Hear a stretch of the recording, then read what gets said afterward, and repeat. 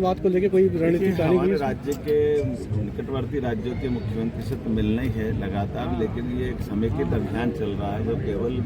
देश का छत्तीसगढ़ से नहीं है, महाराष्ट्र का भी है, आसपास के सारे राज्यों में जहाँ जहाँ नक्सलवादी समस्याएं हैं, माननीय प्रधानमंत्री, माननीय गृह मंत्री के नेतृत्व में समेकित रूप से हम हर जगह नक्सलवादियों के खिलाफ पूरी ताकत से भी लगे और जो मैदान में आता है और मैदान में लड़ना चाहता है उसका मैदान में खात्मा करते हैं और जो आके सरेंडर करता है उसके जीवन की गारंटी लेकर उसका पुनर्वास कराते हैं। सर क्या अपील करना पॉलिसी है, उसी में हम चलते हैं। सर क्या अपील करना चाहते हैं जो बचे हुए नक्सली?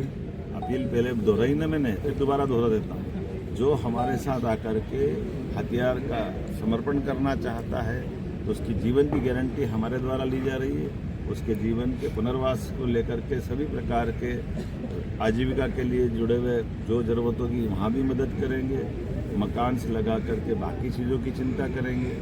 इनाम भी देने वाले हैं और उसी के अलावा भी और कहीं कोई किसी प्रकार का कष्ट होगा उसमें भी हम खड़े हैं। लेकिन हथियार उठा करके जो संघर्ष की इच्छा रखते हैं उनसे हम दबने वाले नहीं, उनको ठिकाने लगाएंगे। सर एक वनकर्मी की भी भूमिका बालाघाट पुलिस शहीद टास्क फोर्स और पूरा नक्सल विरोधी अभियान की सफलता का बहुत बड़ा दिन है।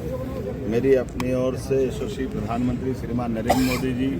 माननीय गृह मंत्री जी के उस आह्वान के लिए आज हमारी पुलिस ने बड़ा काम किया है, जिनमें डेडलाइन दी कि 2026 जनवरी तक हर हालत में या तो नक्सलवादी सरेंडर करे या उनको हम मैदान से समाप्त करेंगे। उसी अभियान में बीते दिनों 1 नवंबर को एक बड़ी नक्सल नेता सुनीता ने, जिस पर 17.5 लाख का इनाम था, सरेंडर किया था और मध्य प्रदेश के इतिहास का ये सबसे बड़ा सरेंडर आज हमारा यहाँ 10 अलग अलग सदस्यों द्वारा किया गया, जिसमें सुरेंद्र करबीर जिस पे 62 लाख का इनाम है, इसी के साथ राकेश ओडी,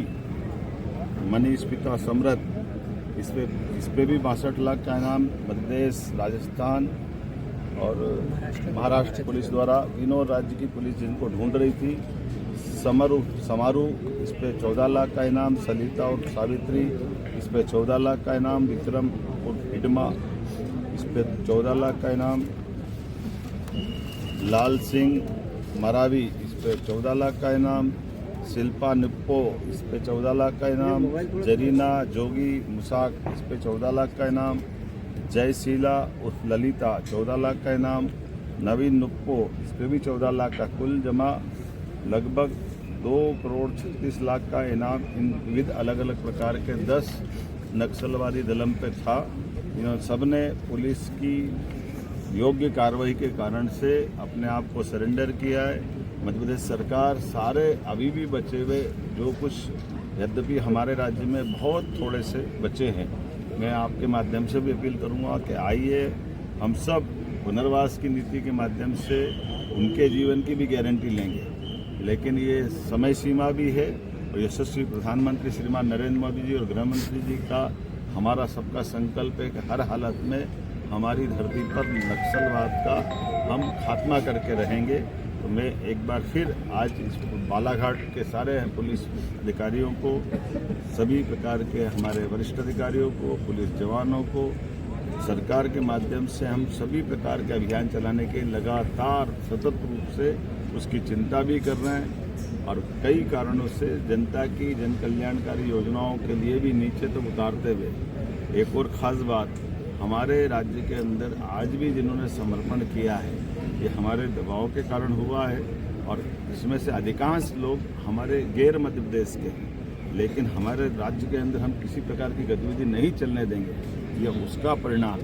उम्मीद करते हैं अगर और भी कुछ बाहर के बच्चे होंगे तो उनसे मुक्त कराएंगे। हमारे 2 साल के चले हुए अभियानों में डिंडोरी मंडला तो पूर्णतः नक्सलवादी गतिविधि से मुक्त पाया गया। आज के बाद हमारा ये बालाघाट का भी करीब करीब पूरा हिस्सा और खास करके कान्हा, बांधवगढ़, ये जो हमारे टाइगर अभयारण्य है, इनके अंदर जो संभावना रहती थी वो भी शून्य हुई है। उम्मीद करेंगे कि और जल्दी अच्छे परिणाम आएंगे। एक बार फिर मेरी अपनी ओर से सभी अधिकारियों को बधाई। सर जो छत्तीसगढ़ के मुख्यमंत्री